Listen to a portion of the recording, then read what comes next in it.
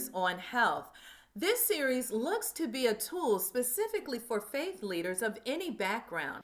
Our health ministry is where faith, health, technology, and community intersect to provide trusted information, tools, and connections that support faith-based organizations. I will look to have a variety of conversations with faith leaders who serve different denominations. Those conversations will include their interest and perhaps their involvement in health ministries. Today, I am joined in conversation with Reverend Theron Jackson, who is the senior pastor of Morning Star Missionary Baptist Church in Shreveport, Louisiana. Reverend Jackson has been pastoring the congregation for 11 years. Now, the unique situation that Reverend Jackson finds himself is that his church is also in affiliation with a nonprofit organization. And he makes sure that that nonprofit organization is associated with the church's mission and is well aligned with the ministries of the church. So, good afternoon, Reverend Jackson. How are you today?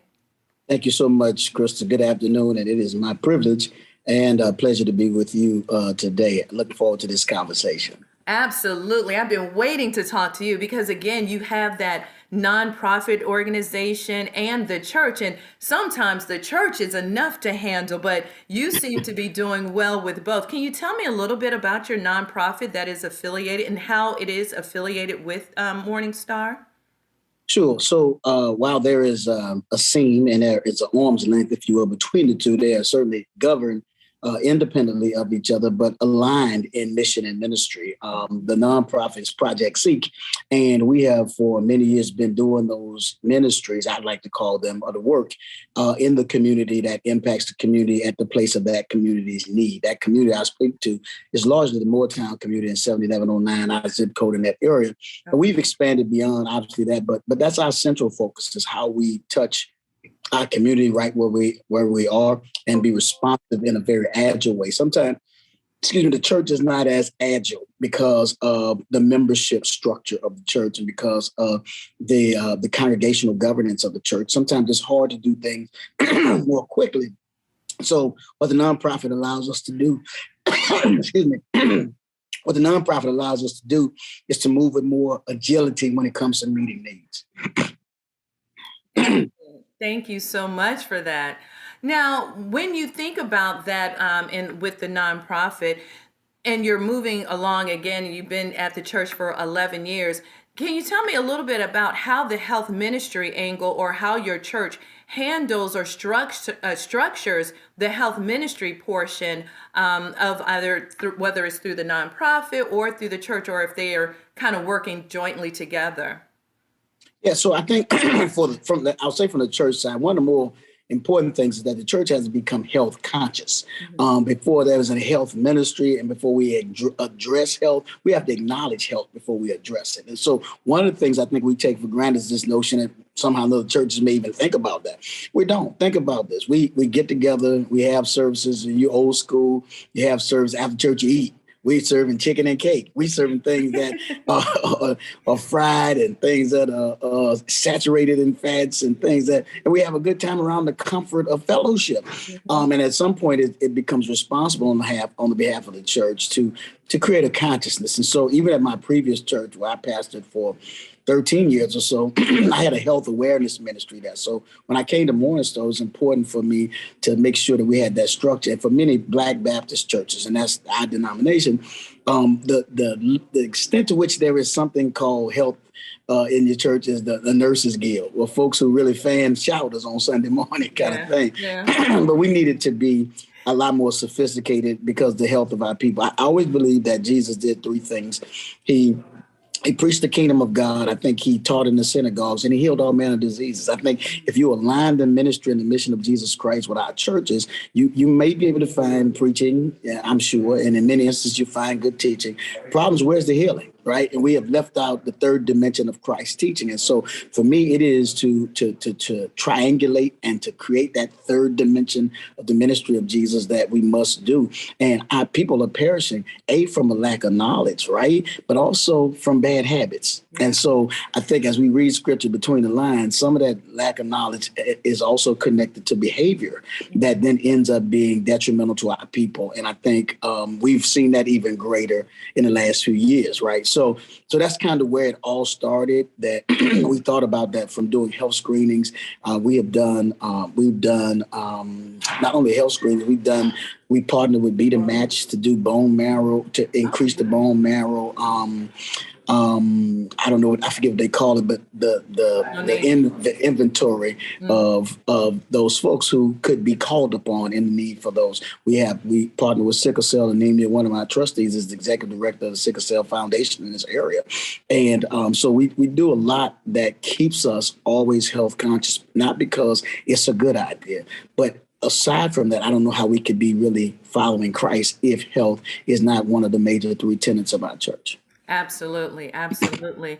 And I like how you mentioned, not just the holistic approach and of course, Jesus' teachings, and focus on health itself and healing, the healing portion. But you've also mentioned something interesting, that this is something, it sounds like, that is ingrained in you because you've done it at one church, and then you were able to bring it over to Morning Star. Through that journey, through that health journey that you've had as a leader, what would you say are some of the most necessary resources, in order for a church that's looking to start a health ministry, or for it to maintain and for it to sustain and be viable as a health ministry? What are some of the resources you would identify that a church should definitely consider and having in its arsenal, if you will? Then I think the number one resource is human, in the sense that if you have people who are healthcare professionals in your church, you got a good start, right? But just having doctors and nurses, every church is not going to have that. Rural settings don't necessarily always have those. Sometimes don't fool yourself. They do have some very often there, but sometimes they don't. And even urban churches sometimes don't have those. But that doesn't mean you can't do it. You have to just have access to that. You got to have enough passion to know that we need it. But there are people sometimes in the church, you don't want to overlook people in your church who may not be healthcare professionals, but they're concerned, right? They walk every day. They're doing things to take care of themselves, and they're more conscious about their health. Those are the folks who you use as people to continue to build ministry, right? And so I would say that, though, if you are fortunate enough to have doctors, you're fortunate enough to have other healthcare professionals, whether it be nurses, allied health professionals, whatever it is, that would be a good place to, at least for the leader, to start a conversation around. And don't be dismayed if those folks are not interested in participating fully in the ministry, because that's what they do every day. Right. And when they come to church to worship the way they see it. So you got to get them involved in this long continuum of life that takes the church outside of simply worshiping, right? Mm-hmm. And help them to see this care for the community. And we need your gifts in care for the community. So it's not inundating them with another church role or job that takes them outside. But I think as a church matures and evolves, wherever church it may be, as it matures and evolves and understands her mission, then you can begin to put people with the gifts in those places, and they don't feel put upon because that's what they do every day. They see that now, they begin to see where they work as a ministry, right? And the church becomes a place where they can continue to do that ministry. Exactly. And it's meeting people where they are, but recognizing, doing a really good needs assessment, and not just making those assumptions. We don't want to assume anything when leaders look across the scope of their congregation. So I like being reminded of that. And sure. With the same vein of those viable resources, or those resources that can contribute to a viable health ministry, because you've had this interesting background and looking at health in two different kind of congregations, what would you identify as some of your biggest challenges that you faced? Well, let me tell you, I think one of the easy things that you will see that will probably be across denominations and other things is that it's difficult to function in ministry with authenticity and live in hypocrisy. Mm. Let me see so by that I mean, if the pastor is not going to the doctor on a regular basis, if health consciousness does not rise to the level of priority in the life of the leadership, then it is hard to put that together other than just copycatting off of what some other church is doing. Sometimes it's after health scares that people are pushed into a space of taking care of themselves. And so I think you got to take the approach where you are taking advantage of the knowledge of that and begin to organize around the fact that there are some people who do take care of themselves, which means in many of our churches that there's a scarcity in Black men involved in these healthcare ministries. Yeah. Why? Because that Black men, as a large group, we don't want to go to the doctor until it's an emergency very often, right? So what ministry in general is preventive, right? It is prescriptively preventive, and it is helping to bring acknowledgement and awareness to things that are those issues, and sometimes that triggers guilt.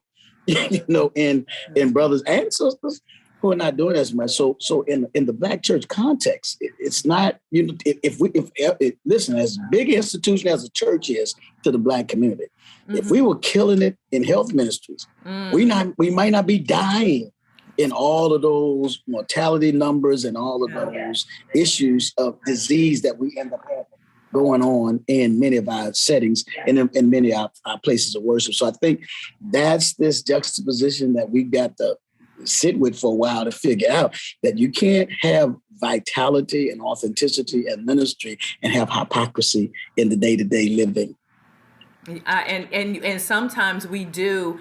I've heard it said, we think of hypocrisy in the big, ways of what lifestyle. But when we think about it, just practical in the everyday, getting checkups at the doctor, knowing your cholesterol level is at a certain level. So maybe you don't need to eat every meal with that. And I also like what you said about having the health scares. Oftentimes we do have health fairs, but we don't want it to come out of a necessity because we've had too many health scares. So I want to, for my last question, I want to really ask you about, the past 2 years. We have been under a COVID-19 pandemic attack, if you will. Sure. And it has really raised the awareness of health. It's raised the awareness of inequities and health disparities and truly inequities in our health system. But it's also had a significant impact on the church and how the church meets and how the church thinks and just all manners of worship style.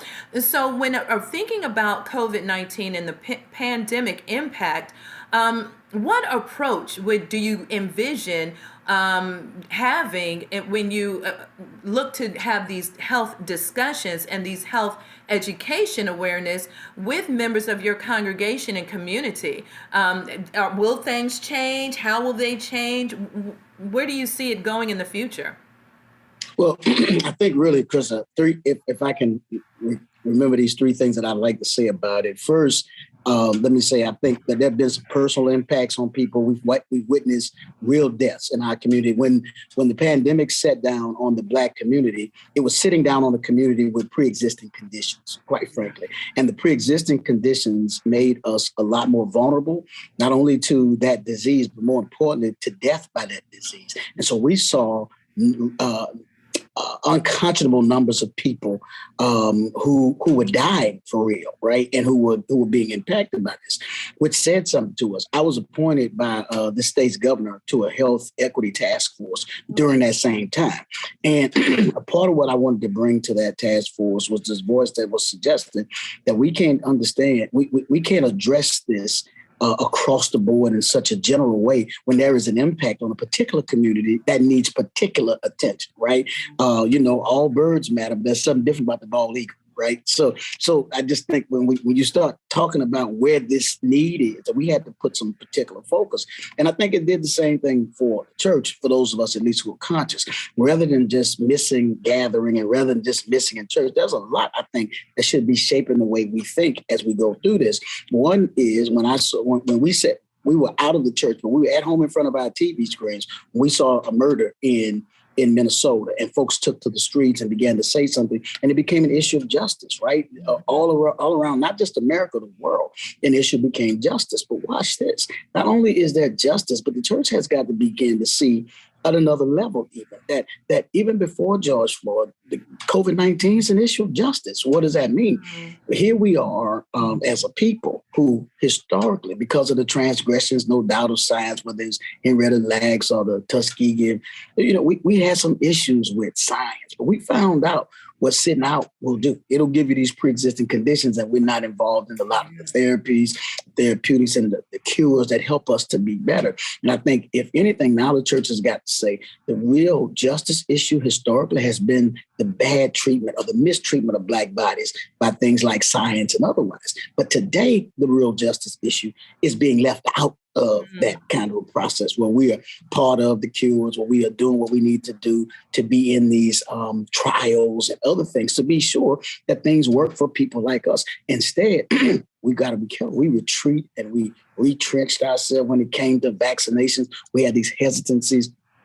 I don't understand how we're dying and hesitant at the same time. We got to be looking for ways to keep ourselves healthy. And I think the church has got to play a vital role in saying that to people, that, God is not giving you the spirit of fear. We got all kinds of scriptures we say when we want folks to not be afraid of something. But we have to step up and understand that that's a responsibility for us. And then when I tell you about healthcare ministry of our church, what this did is allowed us to expand. We have a brand new ministry called Project Care, right? We invested $130,000 in this project, and it is a mental health project, because one of the things that COVID-19 did is not just expose our health, but took some of us in the wrong direction when it came to mental health, right? And we needed to acknowledge this and become aware of that and address it. And so there are ministries in place, yes, for physical health, but we knew that you're not complete. And this whole notion of shouting your way through and the catharsis that the church usually represents, we come to figure that you can't be spiritually mature if you're not emotionally healthy. And until you become emotionally healthy, all you're doing is yelling.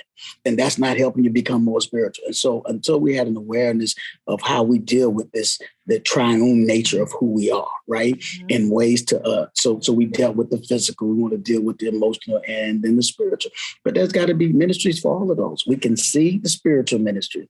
Now we are seeing the physical ministries, and finally, those emotional and mental ministries. And so I think that is what puts us in a position to be able to stand up at the judgment and say, yes, we tried to at least meet all of those moments that have come before the church. When we know better, we do better.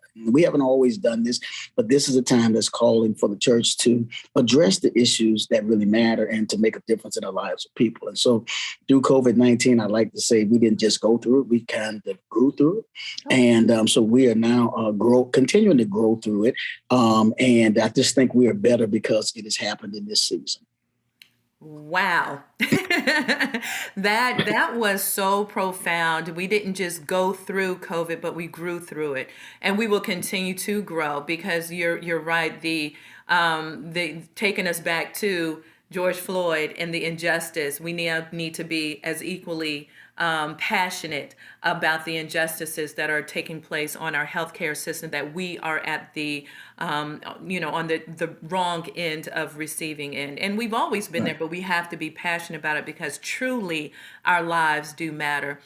Well, Reverend Jackson, I could talk to you all day about this, but I know we can't. We don't have that much tape up here. But I definitely want to thank you so very much for your time, for your ability, and you're taking the time out of your very busy schedule to talk to us and having these conversations with faith leaders like yourself on these very important topic of health. And this is part of a series. I want to invite you and others to learn more about developing a health ministry, or possibly sustaining a health ministry, to visit our health ministry at www.ourhealthministry.com. That is the website that has so many resources and tools.